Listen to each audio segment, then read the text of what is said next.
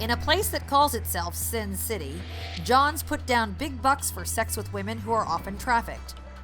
To be a streetwalker, to be a call girl, this job is the most dangerous job in the world. They come lured by bright lights and big dreams, only to be trapped by pimps and racketeers who rig the wheel of fortune against them. I see thousands of women that want to get out, and if they could, they would.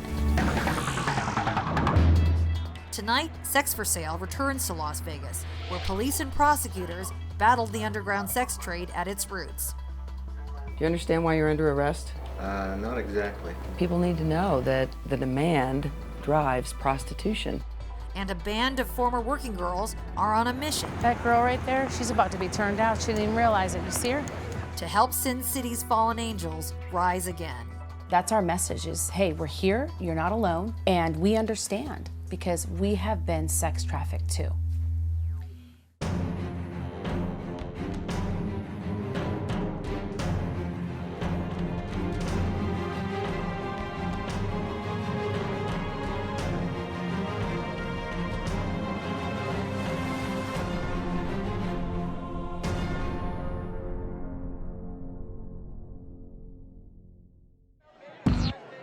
Vegas is the Sin City, and then this is my best friend.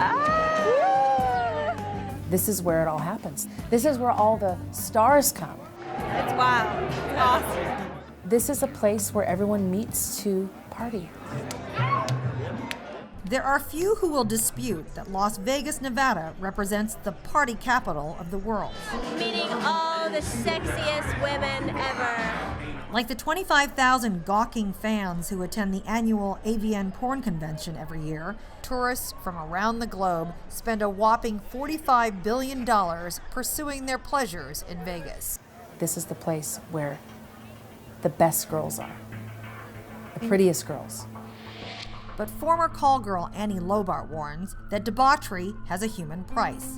Vegas has become ground zero for pimps exploiting women.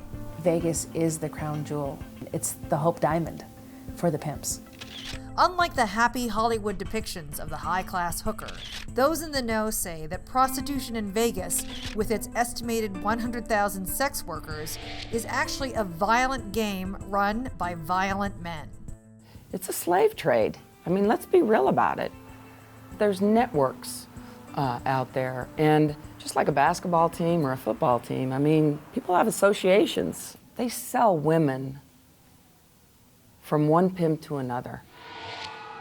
For those who consider prostitution in Vegas a victimless crime, consider the events of February 21st, 2013. I heard one single gunshot. Kansas resident John Lamb was up early when chaos erupted outside his hotel room window at Caesars Palace. Then I heard a series of gunshots. According to police, those shots were fired from a black Range Rover targeting a Maserati, the luxury car then speeding through a red light, causing a fatal pileup. Killed in the explosion were cab driver Michael Bolden and his passenger, Seattle mother of three, Sandra Sutton Wasman. The shootout began in a parking lot with two pimps arguing over a girl. Kenneth Cherry Jr., the dead Maserati driver, and Amar Harris, the shooter, were both longtime Vegas pimps. Vegas's top vice cop warns pimps and buyers of sex that police here have zero tolerance for trafficking. Stand right here. We have a very aggressive police department that polices that crime and all the crimes that are associated with that subculture. We're going to be doing a reversal here at Dottie's, Mayorga, Boulder. Twice a week, Vegas Metro PD operates a reverse sting, which means they send out a female undercover posing as a prostitute. The guys that go down there to look for the flavor of the day and look to pick up a juvenile, look to pick up a girl that's involved in prostitution, we're going to find something just a little bit different today. We're meeting down there right now? Yeah. All right. The team breaks and heads out to a known track where Lieutenant Hughes hopes to snag unsuspecting Johns looking for an early morning special. Typically my guys work nights, but we change it up a lot to keep not just the demand side guessing, but also the girls that are regular track girls, keep them guessing about when Vice is out and when we're doing operations. All right, she's out. With the undercover cars in place, all eyes are on the decoy. Today we're going to put the best female UC that I've ever had an opportunity to work around. We're going to put her out, and she's probably going to be highly successful. In a matter of seconds, the decoy attracts the attention of a John. Lieutenant Hughes and her team look on as the two discuss a deal for oral sex.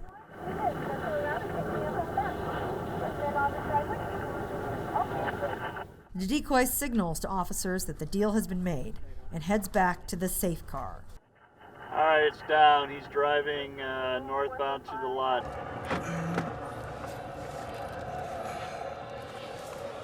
Undercover detectives chase the John's car until he is out of sight of the operation. Put your hands on the steering wheel, sir. 48-year-old Alvin Hokana has no idea why he's being pulled over. Do me a favor, step out. Put it in park. There you go. Turn around for me, sir. Oh, no. Turn around. Turn around. Turn around, sir.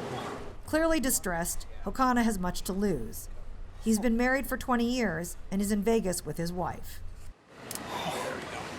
All right. You know what you're under arrest for, right? No. Soliciting. I didn't even offer nut. Okay. We'll just. Yeah. We're gonna bring you over here, okay? I'm gonna move your car right over here. Oh, but I'm from Hawaii. I don't know how I'm gonna do this. No. All right, we're gonna move them around. Okay. As humiliating as the arrest might be for Hokana, Lieutenant Hughes says officers are saving this tourist and other Johns from a far worse fate. We've got violent crimes not just with the victims, but also against the tricks. I'm gonna pull it right over there, okay? They get drugged, they get stabbed, they get carjacked, and law enforcement has to police that element as well. So you don't know what's in here? It's not a key. Meth.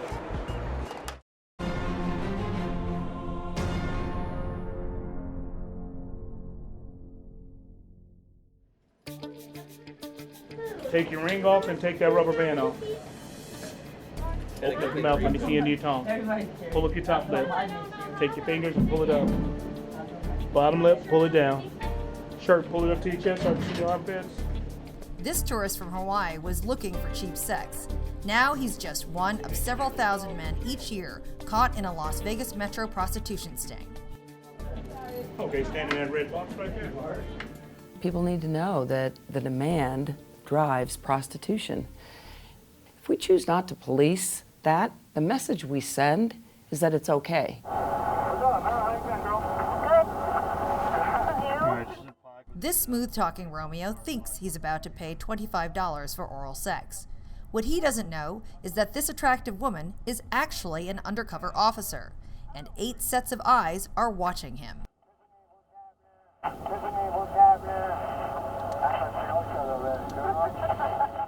The John chit-chats the decoy before confirming the dollar amount for sex. To sweeten the deal, he offers to supply the decoy with high-end clients. With Las Vegas Metro PD recording every word, the decoy tells the man to wait around the corner while she turns a quick date. All right, I'll be over there. Give me 10 minutes, okay? He said that basically I was a good-looking girl out here. Said that we could make a lot of money together. He wanted 10% of my earnings, and my starting fees would be $500 an hour for sex. Officers move in to grab the John. Said he's over here by the shell? He went inside the shell. He's like the Hispanic-looking guy, got a little mustache, got a big old hoop earring in his right ear. Detectives arrest 48-year-old Mario Ferreira. In addition to soliciting sex, because he offered to provide the decoy with clients for a cut of the cash, Ferreira will be charged with felony pandering. Come on over here, we're gonna go in the front. Yes, sir. For this particular guy, I think he's just an opportunist. He's not what we would typically see out here as a pimp. He's probably just looking for a way to make an easy buck. All right, have a seat. Yes, sir. We're gonna drive you over to another lot, okay? Okay. Relax. Right. You'll be all right. Ouch, ouch, ouch. Already facing a pandering charge, Ferreira's luck takes a turn for the worse when officers discover a hide key that appears to be concealing an illegal substance. So you don't know what's in here? It's not a key. It's meth.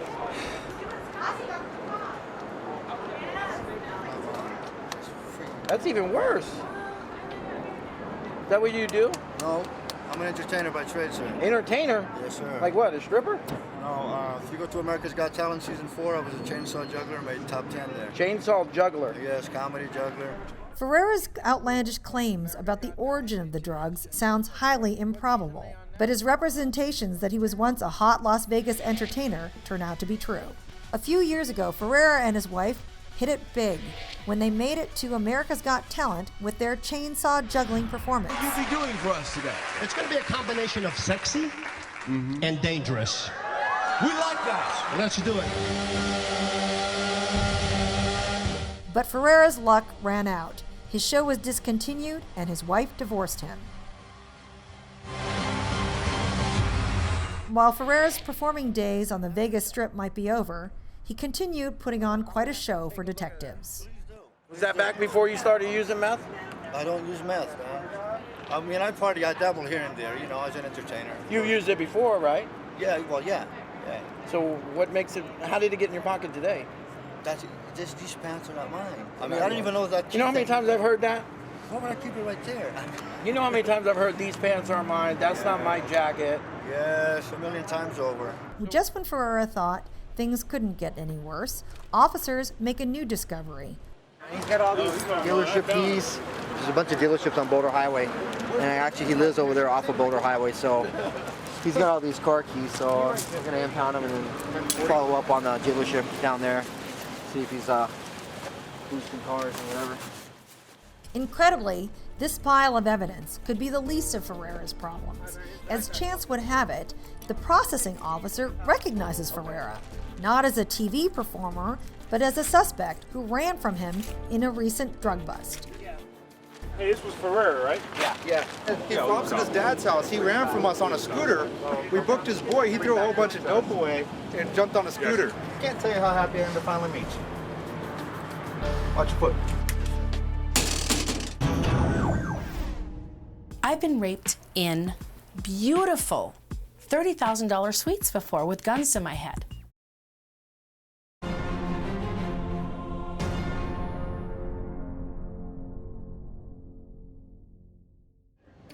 Turn your body to the right, other right.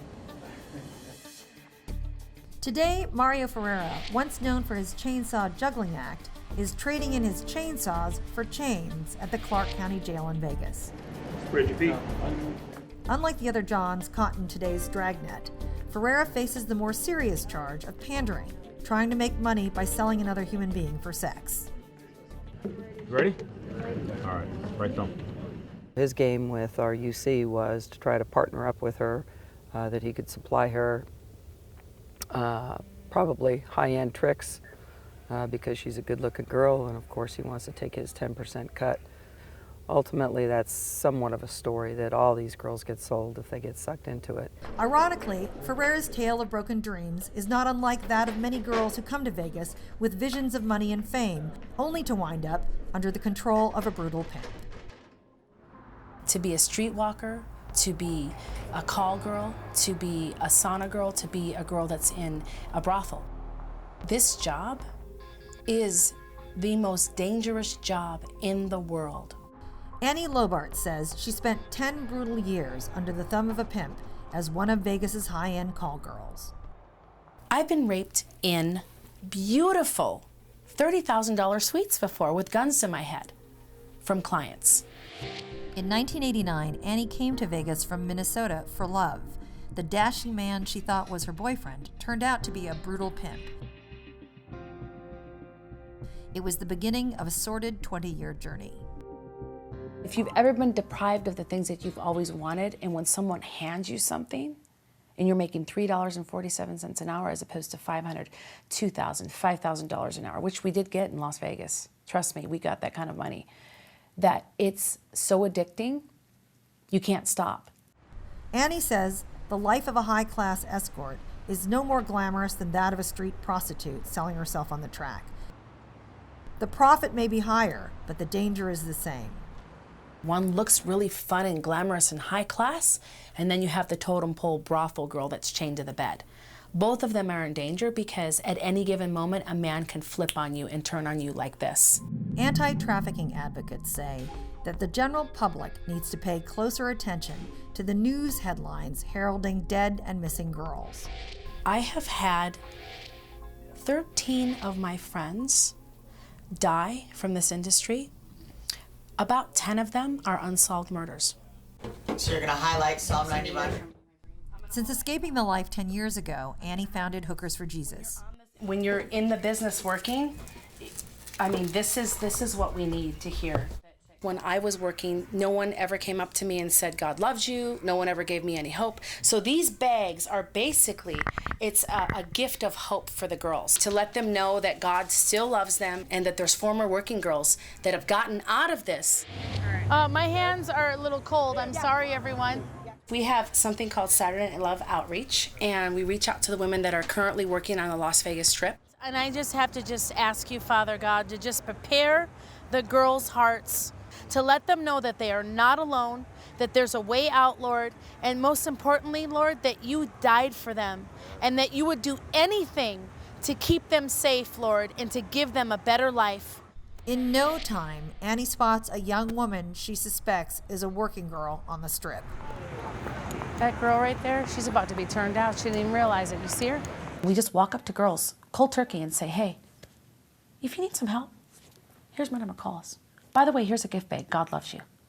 Okay, let's go this way, you guys. Annie leads the group to an area in the casino that is popular for pickup dates. This is usually where we see the girls. Like there's high traffic here. As Annie cruises the floor, her security team keeps a watchful eye. The possibility of encountering a combative woman or a violent pimp is ever present. We call it the pimp mafia. If a girl has left her pimp, another pimp will call him, okay, yo, your girl's at Caesar's Palace. Yeah, she's been missing 2 weeks? Yeah, I got her. She's at the bar right here. Come down here, bro. Get down here now. And all of a sudden, she's found again. The team spots a lone working girl scanning the dance floor, likely looking for a date. Annie moves in for a conversation. I think she's working. Sometimes girls are really receptive. And sometimes girls are standoffish because they're like, wait a second, how do you know I'm working? And then they're looking around like this, is my pimp watching? They're afraid. This is for you because you're so flippin' beautiful. Are you? And I love this video. What do you do here? Well, I used to work. You used to work? Really? Like, what type of work? Like work? Really? What happened? Well, you know, when you get tired of the pimps, you gotta watch for them because there's a lot here. And they beat you down, girl, you gotta get away. Okay. You feel me? I understand. Anyway, what's your name? Cassie. Hi, Cassie. Nice to meet you. I'm Annie. Nice. Anyway, take that makeup and make yourself beautiful, all right? Have a good night. Be safe. By now, Annie says, most casinos and hotels are aware of Hookers for Jesus. Some support her cause, while others would prefer that Annie and her team just go away. Some casinos, they tell us we can't come back. Why? They don't want their guests to be offended. Just minutes into their outreach at a popular casino, Annie is recognized by a supportive security guard. Well, how are you doing? I'm doing good. How's the ministry? How's everything? We're doing good. We're just walking through, and we're gonna walk over to the. There's some girls at the Palazzo. We think a lot of girls over there. Listen, we can't.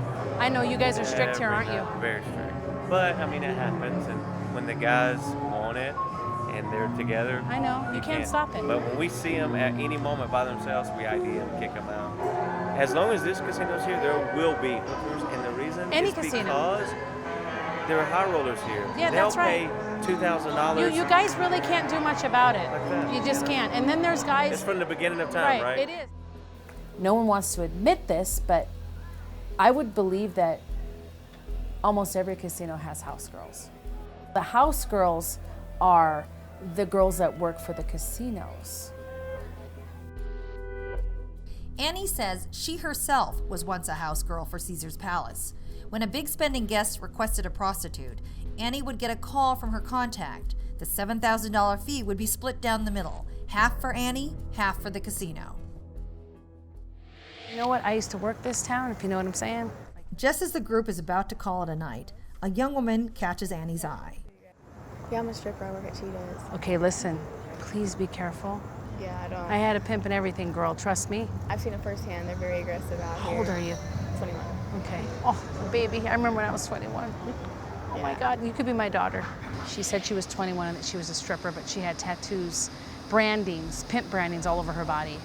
Hey, listen, you can call us if you need anything. Okay. That's our message is, hey, you're not alone, and we understand because we have been sex trafficked too. If people don't think that it could happen to their children, they're wrong.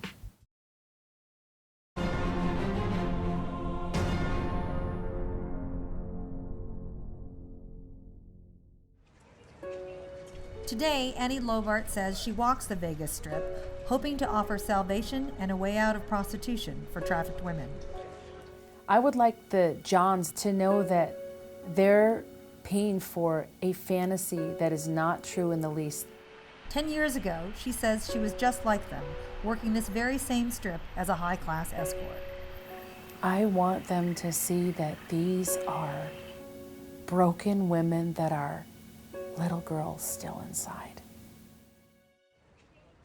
Like most young women who end up selling their bodies here, Annie's roots lie far from the bright lights of the Vegas Strip.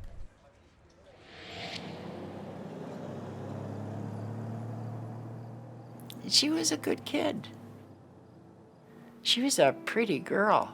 As a child growing up in rural Minnesota, she liked to dance and sing in the church choir, loved animals, and participated in local beauty pageants. She was just a bundle of energy. I told her, boy, you should be a movie star. Beneath the surface of Annie's idyllic childhood, however, things at home were not always so peaceful. Annie says her father was a restless, angry man, given to unexpected fits of rage, who often lashed out at his family. It was not the most pleasant marriage. We feared him losing it. We feared him having breakdowns. We feared him losing control of his temper. He'd haul off and hit me. Kids seen that. At 17, craving her independence and freedom from the turmoil at home, she packed her bags and headed for the big city of Minneapolis. I wanted a nice car. I wanted a beautiful home. I wanted beautiful clothes that I never had. It wasn't long before she and an underage girlfriend met a pair of men in a Minneapolis bar. The men wowed them with their Rolex watches, designer suits, and fat wallets. Walked into the club and these men were sitting there at the bar and they bought us drinks, and the guy that she ended up being with was a pimp. Annie's friend was swept off her feet and in no time left with the pimp to Hawaii.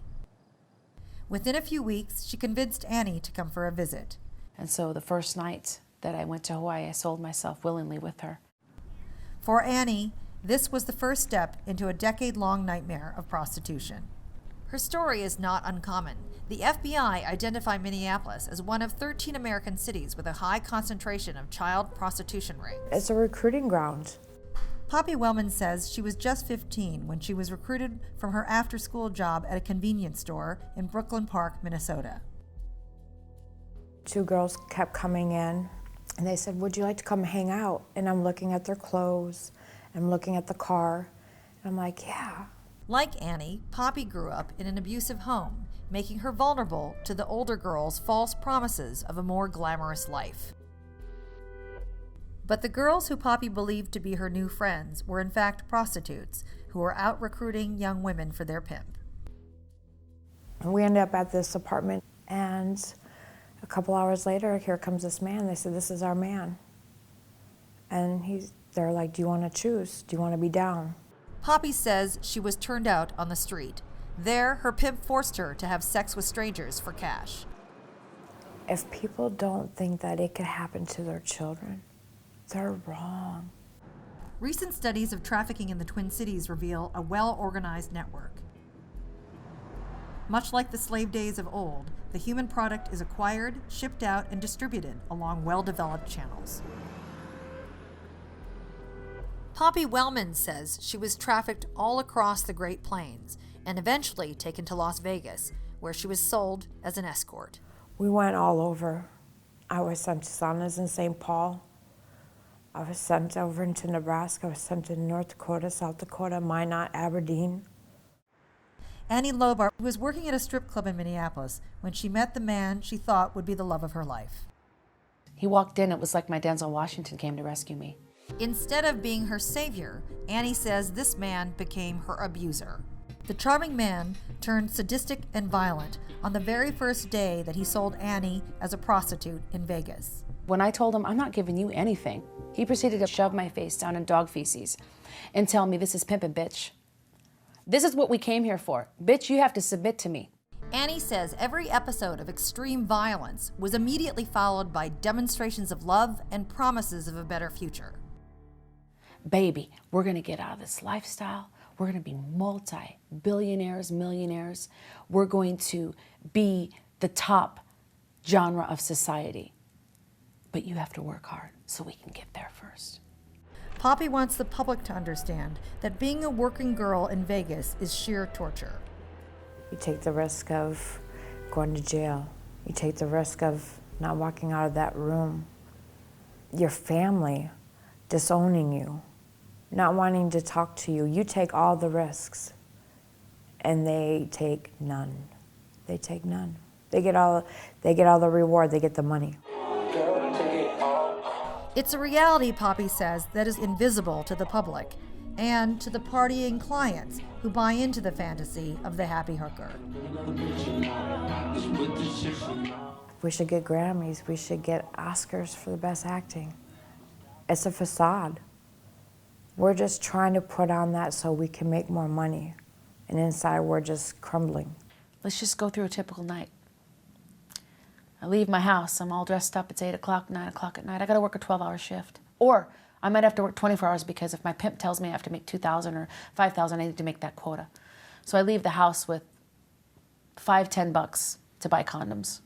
I have $1 for McDonald's because they have those dollar burgers, and that's my dinner. And I drive in my car that I don't own because it's his car. And I get a call from my escort agency to go to the Mirage. And I go to the Mirage. And my phone girl tells me, that sends me out my calls, it's a busy night, Fallon. I have 15 calls after this. And my phone girl talks to my pimp, so my pimp knows I have 15 calls. And he tells her, keep her busy. Keep her moving. And this night in particular, there's a bunch of bachelor parties. So within those 15 calls, there's 10 clients in each bachelor party. The entire time, I'm smiling and I'm laughing. And I've got the fakest personality on inside of me. But the entire time I know every single dollar I collect, I give to my escort service and my phone girl, and I give the rest to my pimp, and I don't keep anything. All the while, I come home, he wants to have sex with me. But I'm hurting so bad that I'm in the shower and I'm trying to wash myself off. And it hurts so bad that the rest of the week, all I can do is give handjobs and blowjobs because my vagina is sliced in half. Is that the lifestyle that you want to buy? Because that's what happens to all of us. Having endured a decade of daily physical and psychological abuse, Annie says she turned to drugs as a way out. She fell into a vicious cycle of selling herself to pay for an expensive cocaine addiction. That cycle came to an abrupt halt when Annie overdosed and suffered a heart attack. So my whole life flashed before my eyes like a movie, and I was in this coffin, and I was 90 pounds, skeleton. And they said she was just a drug-addicted prostitute. She didn't contribute anything to society. On the verge of death, Annie says she made a promise to Jesus. Jesus, if you just give me a second chance with my life, I'll quit working, I'll quit prostituting, I'll quit doing drugs, and I'll never go back to this. I have had so many false starts with getting my life cleaned up, but there was a point in my life where I said, enough is enough. Annie says the near-death experience saved her. She went on to form a ministry and vowed to help Vegas working girls leave the life. With her growing group of volunteers, Annie is back on the streets of Vegas, only now she isn't hooking Johns. Like the apostles in the Bible, she's fishing for souls. And I say this to everyone that helps these women, and I say this to myself every day that I wake up. The best thing you can do is love them like your friend.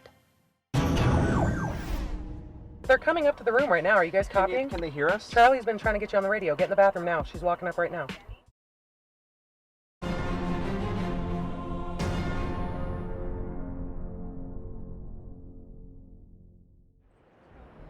Every day in Las Vegas, thousands of exploited women sell the fantasy of the happy hooker to eager men looking to buy sex. All right, Jenna's on Trop, and she's walking eastbound towards your show. Today, Las Vegas Metro deals with the dirty reality of prostitution. Undercover units eye their decoy as she trolls for the men who fuel the black market sale of women. All right, there's a small black four-door vehicle has stopped for her. The vehicle's facing west, right by us. In a matter of minutes, the decoy catches the interest of a slick-looking John. Cool. Well, it starts off at 40, and then, for the basic stuff, and then work your way up, The man claims to work at a big-name casino and invites her to join him there to drink beer and hang out.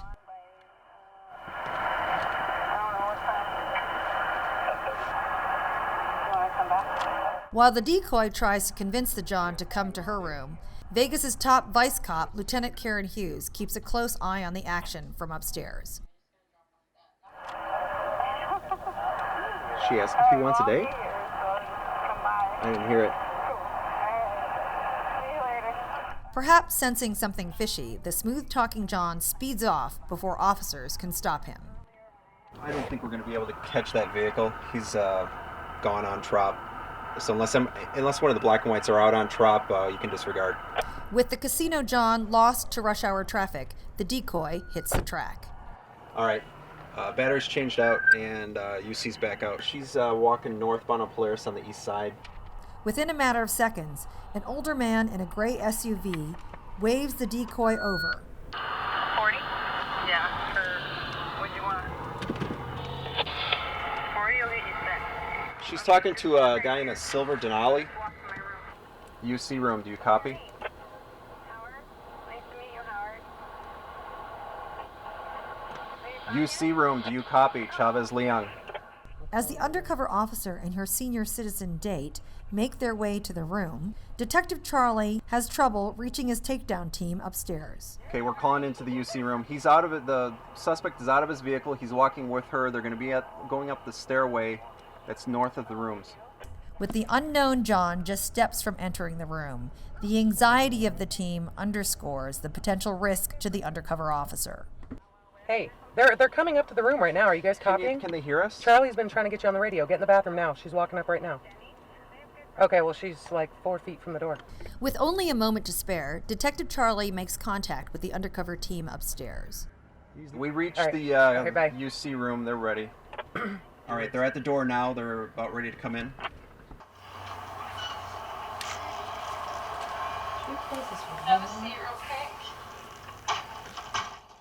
With a confirmed deal of $40 for sex, officers move in for the arrest. Hey, the police. Hey, how you doing? Just relax real quick. We're going right back.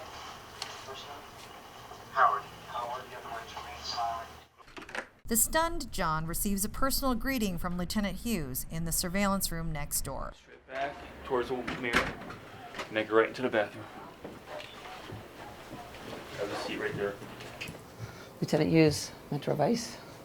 How are you? Howard's your first name? Uh-huh. Howard, what's your last name? Shaw. What is it? Shaw. Shaw? Howard Shaw? How old are you, Howard? 66. All right. It's the first time you've been arrested for this? Yes.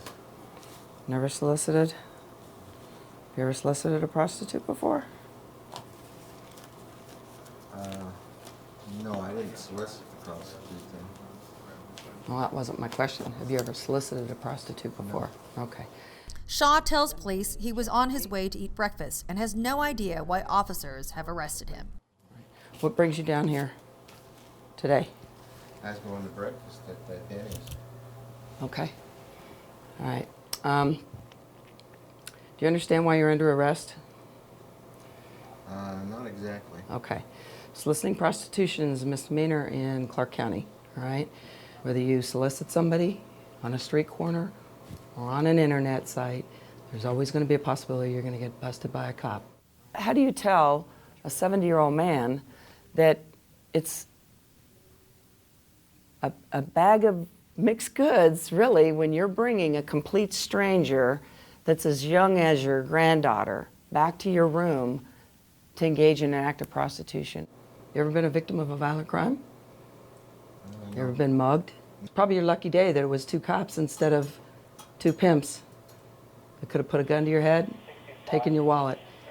All right, so I want you to think, while we're getting you processed, I want you to think about some of the things I've talked about. Denny's wants your business, but the police department doesn't. Shaw continues to deny his intention to pay cash for sex to our producer, Grace Kahng. How often do you buy sex? I never have. But I never have. Why'd you do it today? I was going to breakfast at Denny's, and this gal who was provocatively dressed, and she wasn't a teenage girl. Sure. She's an adult woman. Yeah, she was close to 50, you know. Right. And she's attractive. Yeah. Mm-hmm. And she, in my opinion, she solicited me. Right, but you always have the power to say no, Howard. Yeah, that's true. Shaw's solicitation will earn him a day in jail and a misdemeanor on his record. And that red box. We're not going to tolerate the demand side of prostitution. We're not going to tolerate prostitution, period. Turn your body to the right. Turn your whole body to the right. There you go. There's nothing cute about it. There's nothing funny about it. Prostitution is just, it's violent, it's ugly, and it's not something that any of us ever take a look at and pat the old guy on the back for just trying to go out and get his groove on. I've been arrested 87 times. I know what to say and what not to say.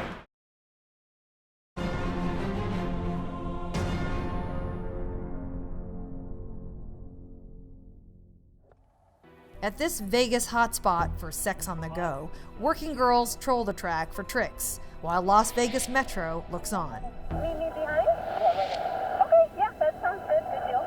A Metro undercover gets plenty of offers. Over the course of just a few hours, more than a dozen men in cars, on bikes, and on foot have approached the UC posing as a prostitute. Goodbye. The decoy quickly learns there is no rest for the weary. She went in to use the restroom over at one of the gaming establishments, and she caught the eye of 2 older gentlemen coming out. The geriatric duo enthusiastically give their number to the decoy, who promises to call them after she turns another trick. If you and your friend still want to party, give me a call, or I'll just come over here. All right, bye. So they exchanged phone numbers with her, and here it is, 2 hours later, and she dials them up, and they are back down here within 15 minutes of her phone call, both of them. The UC secures a deal with the 2 men out of sight of our cameras. One of the old guys got out to buy condoms, but the other one was just waiting right outside. Right when he comes back out, I'll take it down here. As soon as they pull out of the lot, the men find themselves under arrest. Sir, today you're being arrested for soliciting for the purpose of prostitution. Meet 61-year-old Charles Gibellina. Making deals with them to have sex for money is against the law here in Nevada. And his sidekick, 63-year-old Mark Fleischman. Stand right here for just 2 seconds, okay? They said that this was the first time they had ever done this, and we're hoping to just go home. Okay. At first glance, the two look like a pair of harmless granddads.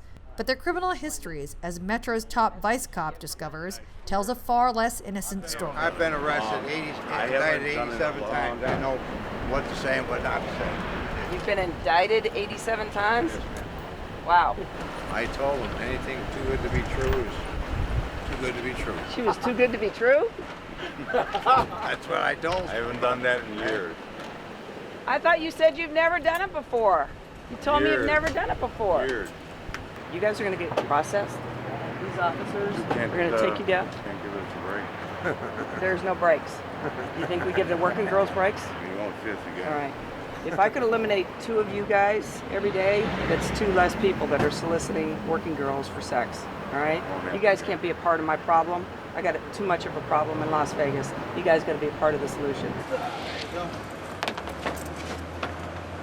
Put your seatbelt on. Long story short, they got kids, they got grandkids. You know, they should know better. The only thing that was in their head was catching a break. Catching a break today. Charles! Catalina! You didn't say it right. You used the accent. Catalina! There you go. There you go. Officers fingerprint, photograph, and search the pair, then advise them that their mugs are about to be published on the police website for all the world to see. So how'd you get involved with it? I was a victim of circle. I was driving the car. He went into Dottie's to go and talk to You were his her. ride. Yeah. Open your mouth for me, sir. While being processed, Gibellina shares that he may in fact be a real-life good fella. Been here before? Yeah. Lift one leg up for me. Gibellina claims to be related to the infamous Spilotro brothers, slain mobsters who were immortalized in the Hollywood film Casino. Yeah, my second cousin was one they made the movie about in the casino. Oh, really? Cousins, yeah. The Spilotro brothers? Yeah, those were my cousins. Oh, my gosh. A man by the name of Tony Spilotro has attracted the attention of law enforcement officials. Spilotro would eventually be linked to as many as 25 mob-related killings. Witnesses died. Spilotro never did suffer a conviction for a violent crime. Much like his cousin Spilotro, Gibellina has somehow managed to avoid any felony convictions, despite a lengthy and serious rap sheet. Sir, have you ever done any prison time? No. Good. That's why I said this is a disgrace to add to my resume. Yeah, especially at your age. Well, I've been retired. Have you? Oh, yes, I'm retired. I got 1 year to live, a year and a half. I'm in the last stage of emphysema. Wow, sorry to hear that, man. Well, get yourself better. Stay out of here, because this won't keep you healthy. No. All right. All right, you're under arrest? Am I? For what? With every arrest, the Vegas Vice Squad chips away at the commonly held belief that prostitution is a benign crime in Sin City and not one worth enforcing. Am I going to jail? Yes, unfortunately you are, sir. Prostitution is not as simple and as dismissive as a misdemeanor crime. It's no harm, no foul. There's no victims. The women that we deal with involved in this very ugly sex trade are the most vulnerable. And then you can add on top of that the juveniles, the kids that are getting drug into this. Nobody wants to see that, but that's prostitution. As Vegas Metro works to disrupt supply and demand, Annie Lobart and Hookers for Jesus continue to patrol the Strip, offering a lifeline to the victims of a rigged game where she says women always lose. I have no doubt in my mind, not only one girl, not only 10 girls, not only 100, but there is probably thousands of women that want to get out at any time in Vegas. And if they could, they would.